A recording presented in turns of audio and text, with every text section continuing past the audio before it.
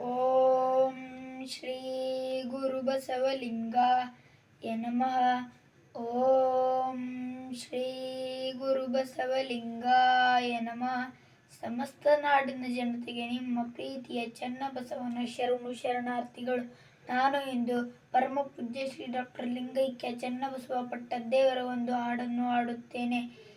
ಜೋಳಿಗೆ ಜೋಳಿಗೆ ಜೋಳಿಗೆ ಇದು ಚನ್ನಬಸವರ ಜೋಳಿಗೆ, ಇದು ಬಾಲ್ಕಿ ಗುರುಗಳ ಜೋಳಿಗೆ, ಇದು ಕನ್ನಡ ಶಾಲೆಯ ಜೋಳಿಗೆ.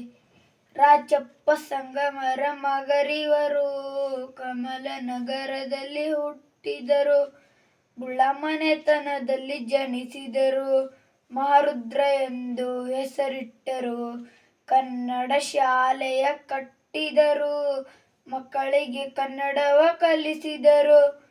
ನಿಜಮನ ಕಾಲ ಇದಿತಾಗ ಕನ್ನಡ ಬೇಡ ಎಂದಿತಾಗ, ಭಕ್ತರಿಗೊಂದು ಜೋಳಿಗೆ ಕೊಟ್ಟು ದಾನವು ಇದರಲ್ಲಿ ಹಾಕೆಂದರು.